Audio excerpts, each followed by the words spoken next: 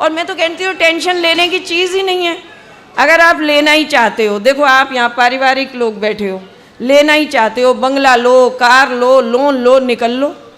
और राजेश जी ने कहा कि उन्होंने केजरीवाल जी को बता दिया कि पहली रोटी गाय को देनी चाहिए, यानी भ्रष्टाचार खत्म करने का तरीका। राजेश जी ने बहुत दिमाग लगाया। मेरे घर में पर ये भ्रष्टाचार होता ही नहीं। मेरे घर में क्योंकि पहली रोटी और दूसरी रोटी ये भ्रष्टाचार नहीं है, कारण रोटी मैं नहीं सरदार जी बनाते हैं। क्या बात है, वंडरफुल। और पहली रोटी जो गाय के लिए बनती है वो मैं खा लेती हूँ, इसलिए मैं गाय की तरह सीधी सादी हूँ। और दूसरी रोटी सरदार जी खा लेते हैं वो। तो इसलिए हम तो टेंशन लेते ही नहीं। अब हम दो सरदार यहाँ इकट्ठे हैं, राजेश जी को टेंशन है कि दो लोग यहाँ हैं, लेकिन आप इतिहास गवाह है, आप देख लो सरदारों ने कभी टेंशन ही नहीं ली। हम तो 10 साल तक देश की गद्दी पे चुपचाप बैठे रहे, हमने टेंशन नहीं ली। सरदार क्या बात है। सारे देश ने टेंशन ली, हम बोले हमने नहीं ली। लोग बोले कि सरदारों के लिए बोलती हो, सरदार लड़ेंगे। मैंने कहा सरदार लड़ते ही नहीं। बोले कैसे नहीं लड़ते? मैंने कहा बता दो। इतिहास गवाह है, मनमोहन जी ने चुनाव तक नहीं लड़ा। जब अपन को बिना लड़े देश की राजगद्दी मिल जाए तो लड़ने की जरूरत क्या है? वाह।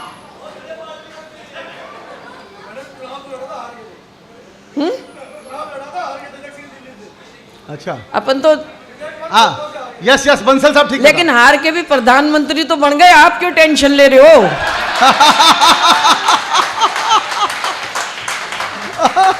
ये हमारे हिंदुस्तान में एक बहुत बड़ी प्रॉब्लम है, टेंशन।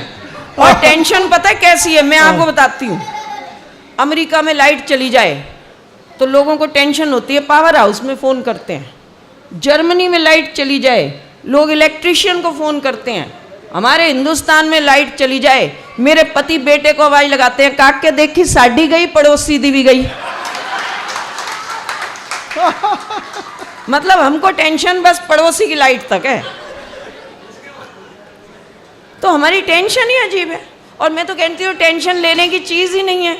अगर आप लेना ही चाहते हो, देखो आप यहाँ पारिवारिक लोग बैठे हो, लेना ही चाहते हो, बंगला लो, कार लो, लोन लो, निकल लो। काहे को टेंशन लेनी? टेंशन नहीं लेनी चाहिए। और हम महिलाओं से पूछ लो, ये महिलाएं इस बात की गवाह हैं, हम टेंशन नहीं लेते। वाह। पूरे कोरोना काल में ये आप लोग, यानी ये सारा जो मर्द नामक प्राणी है ना, ये टीवी के आगे ऐसे बैठ जाते थे, न्यूज़ चैनल के आगे, हैं अमेरिका में इतने मर गए हैं, वहाँ इतने मर गए हैं। हमारी महिलाओं से पूछ के देख लो, इन्होंने किचन में कभी हलवा बनाया, कभी वाह पकोड़े बनाए और आके पति के आगे रख दिए कि खाओ, कुछ नहीं होने वाला, सब ठीक हो जाएगा। देखो ताली भी उधर से बज रही है, ये मोहल्ला से बिल्कुल शोक सभा में बैठ गया जाकर चुपके से, जैसे कोरोना शुरू हो गया हो। हाँ? नहीं, कुछ लोगों ने कोरोना में बहुत कुछ सीखा। मेरे एक टीचर हैं, मैं स्कूल में प्रिंसिपल हूँ, उन्होंने बताया, बोले मैडम मैंने कोरोना में सीखा कि झाड़ू लगाते हुए आगे जाते हैं और पोछा लगाते हुए पीछे आते हैं।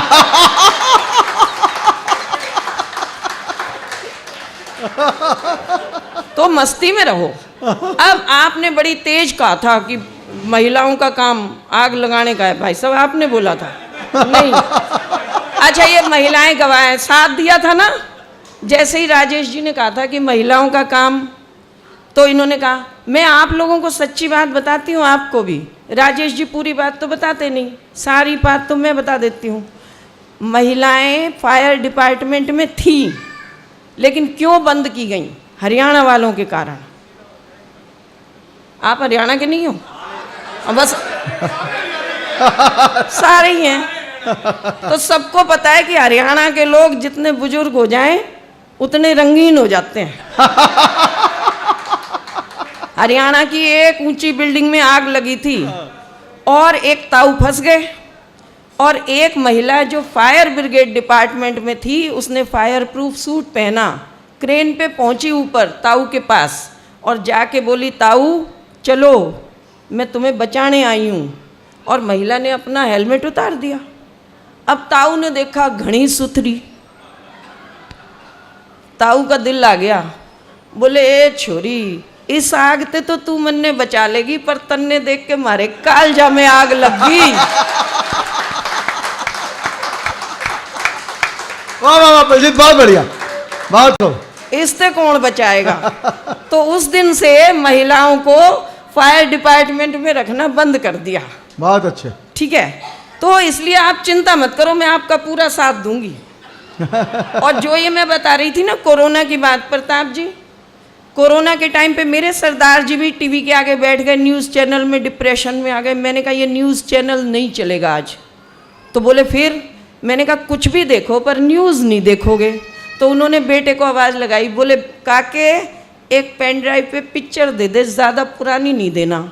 तो बेटे ने उनको पिक्चर दी, पान सिंह तोमर। उन्होंने जैसे ही वो पिक्चर देखी, अगले दिन इरफान खान निकल गए।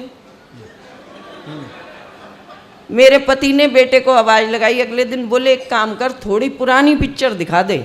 बेटे ने पेन ड्राइव दी, प्रेम रोग। सरदार जी ने देखी, अगले दिन ऋषि कपूर निकल गए। तीसरे दिन मेरे पति ने आवाज़ लगाई बेटे को, बोले काके मम्मी दी शादी दी भी दे दे, वो भी देख ला। लेकिन भाभी जी वो दिन आज का दिन मेरे पर्स में रखी है, पेन ड्राइव में घर पे छोड़ती नहीं, मैं देखने ही नहीं देती। तो मस्ती में रहना चाहिए, और मस्ती का नाम ही जिंदगी है, मस्ती आनंद का नाम ही प्रताप फौजदार है। वहाँ तक की यात्रा करनी है। और राजेश जी कह रहे हैं वो सबसे बड़े हैं, और कई बार राजेश जी सबसे बड़े लोग जो होते हैं वो रह ही जाते हैं, जैसे आडवाणी जी रह गए। तो मस्ती का माहौल है, बिल्कुल मस्ती में रहना चाहिए। मैं एक बार स्कूल से घर गई, आप देखो हाथ से कहाँ से निकलता है। मैं एक बार स्कूल से घर गई तो हमारी एक पड़ोसन की मृत्यु हो गई थी। पूरा अपार्टमेंट, पूरे आसपास के मोहल्ले वाले सब वहाँ इकट्ठे, और मैंने देखा मेरे सरदार जी है ही नहीं वहाँ। मैं घर गई तो देखा सरदार जी घर पर ही बैठे, मनुष्य शक्ल बनाए। मैंने कहा सरदार जी पड़ोसन गुजर गई, गए क्यों नहीं? तो अब वहाँ से देखिए हाथ से। मैंने कहा सरदार जी घर पे ही बैठे हो मुंह लटकाए, अगले की पत्नी गुजर गई, क्यों नहीं अफसोस कराए? मैंने कहा सरदार जी घर पे ही बैठे हो मुंह लटकाए, अगले की पत्नी गुजर गई, क्यों नहीं अफसोस कराए? वो मेरी ओर देख के बोले तू ही बता किस मुंह से जाऊं, अगले की दूसरी मर गई, मैं एक बार भी नहीं बुलाऊं।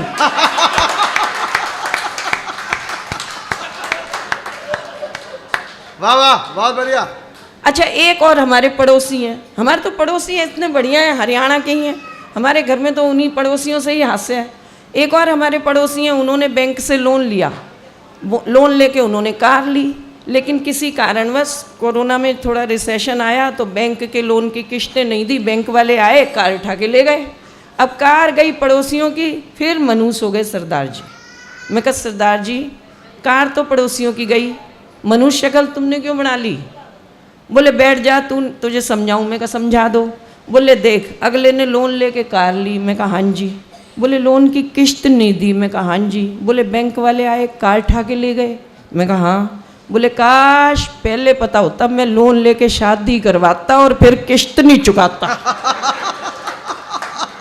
तो ये तालियां बजा देना मस्ती सी में, क्योंकि देखो मेरे लिए तो तालियां ही बहुत हैं। कारण माला तो जिसने एक बार पहनाई थी वो ही पछता रहा है। और ये देखो ये बढ़िया मेरा जो ये छुटका सा बेटा है कितना खुश हो रहा है। अब मुझे ये नहीं पता वो मोबाइल देख के खुश हो रहा है या मेरी कविता से खुश हो रहा है ना?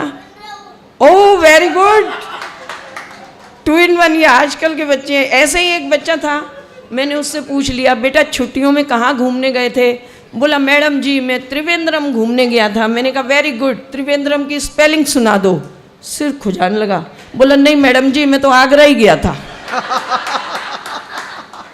तो बच्चे इतने मस्त होते हैं, सभी को निपटा देते हैं, कोई टेंशन की ज़रूरत ही नहीं है। और मैं तो अपने घर की बातें बता रही थी आपको, मस्ती में रहते हैं, कोई टेंशन नहीं। मैं आपके घर की घटना बताती हूँ। जब शादी हुई हमारी तो हम गए थे शिमला, तब की घटना सुनाती हूँ। तो जब हम शादी के बाद शिमला गए तो मेरे पति ने कह दिया एक कार ड्राइवर को कि तू एक्स्ट्रा पैसे ले ले पर कार तू नहीं चलाना। तो मैंने कहा फिर? बोले मैं खुद ही चलाऊँगा। तो अब कार ड्राइविंग सीट पे तो सरदार जी और साथ वाली सीट पे मैं और शिमला की सड़कें।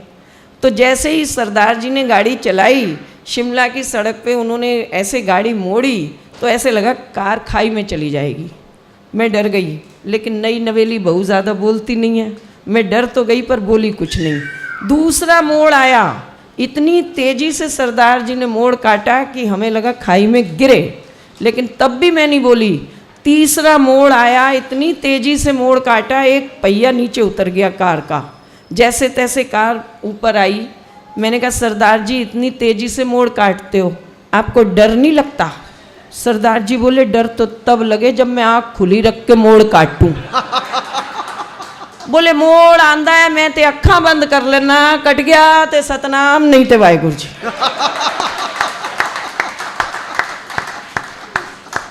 तो वो दिन, आज का दिन, मैं कार भी नहीं उनको चलाने देती।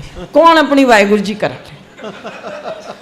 तो मस्ती में रहते हैं। आप भी मस्त रहा करो सर। टेंशन में क्यों आ गए अगर मैंने आपको बुलाया? हाँ, मैं पहले अच्छी खासी दिल्ली में रहती थी। वैसे अजीब लोग, टेंशन में मत आओ, मस्ती में बैठो। अभी कुछ दिन पहले प्रताप जी, राजेश जी, हम सब बेंगलोर गए। टेंशन की बात बताती हूँ आपको। जब बेंगलोर जा रहे थे तो हम बाय प्लेन जा रहे थे, तो एयरपोर्ट पे बैठे हुए थे। तो एयरपोर्ट पे आपको पता है कि फ़्लाइट आती है पहले जल्दी बुला लेते हैं। हम सारे बैठे हुए, तो आगे एक बच्चा बैठा हुआ था। उस बच्चे ने दूसरे बच्चे से कहा कि तुम्हारा नाम क्या है? तो उस बच्चे ने कहा मेरा नाम जसप्रीत है, तुम्हारा? बोला मेरा नाम ब्रह्मज्योत है। दोनों बच्चों ने हाथ मिलाया। बोला कहाँ रहते हो? बोला दिल्ली में साउथ एक्स में। दूसरा बोला वेरी गुड, हाथ मिला। मैं भी दिल्ली में साउथ एक्स में रहता हूँ। बोले पार्ट 1 या पार्ट 2? पहला बोला पार्ट 2। बोला वेरी गुड, हाथ मिला। मैं भी पार्ट 2 में रहता हूँ। मकान नंबर बोल। बोला 3/3। बोला वेरी गुड, मैं भी 3/3 में रहता हूँ। फ्लोर? बोला सेकंड। बोला जफ्फी पाले, मैं भी सेकंड फ्लोर पे रहता हूँ। जैसे आपको टेंशन हो रही है, वहाँ बैठे लोगों को टेंशन हो गई। उनमें से एक ने पूछा, बोले तुम दोनों दिल्ली में साउथ एक्स में पार्ट 2 में 3/3 में सेकंड फ्लोर में रहते हो, एक दूसरे को जानते नहीं हो क्या? तो बच्चा बोला अंकल आप क्यों टेंशन ले रहे हो, हम तो दोनों भाई भाई हैं, टाइम पास कर रहे हैं।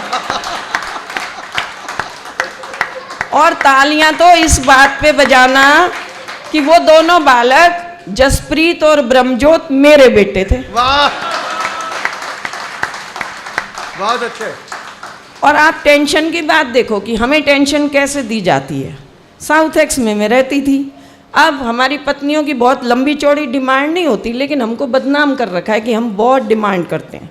करवा चौथ का व्रत आया, मैंने कहा जी कल करवा चौथ का व्रत रखना है। मेरे पति बोले तू तो बस मौन व्रत रख ले। मैं कहना करवा चौथ का व्रत ही रखूंगी, मौन व्रत नहीं रख सकती। बोले फिर? मैंने कहा नई साड़ी ला दो। बोले ये 7 अलमारियां भरी हुई हैं। तो ये मैंने कहा ये साड़ी तो मोहल्ले वालों ने देख रखी हैं, आप आज साड़ी लेके ही घर में घुसना। तो शाम को पति आए तो हाथ में बैग। मैं बड़ी खुश हुई कि हाथ में जो बैग है उसमें साड़ी निकलेगी। मैंने फटाफट वो बैग लिया, खोला, उसमें से एक डिब्बा निकला, डिब्बे में से एक फाइल निकल आई, फाइल में से कागज निकले। मैंने कहा ये क्या है? बोले चल फरीदाबाद। मैंने मोहल्ला ही बदल लिया, मकान फरीदाबाद ले लिया। साड़ी नहीं दिलवाई। बस ऐसा ही है जी। अब राजेश जी फ्री में आ जाते हैं, हमारे को कोई साड़ी नहीं दिलाएं पति। आप हमारी बात सोच लो तो तालियां ही दे दो, हमारा गुजारा उसी में हो जाएगा। तो मस्ती का माहौल है, मस्ती में रहना चाहिए। और जो लोग हंसते और हंसाते हैं, आज जिन्होंने ये आयोजन किया है उनको बहुत साधुवाद।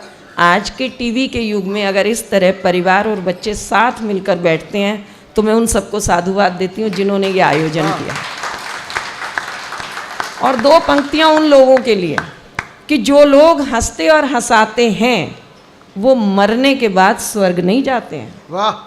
जो लोग हंसते और हंसाते हैं वो मरने के बाद स्वर्ग नहीं जाते हैं, क्योंकि वो लोग तो जहाँ बसते हैं उसी जगह को स्वर्ग बनाते हैं। वाह वाह वाह। और रही बात जहाँ परिवार की बात हो, तो कुछ ऐसा भी ज़रूर हमको कलम से लिखना चाहिए कि समाज में संदेश पहुँचे।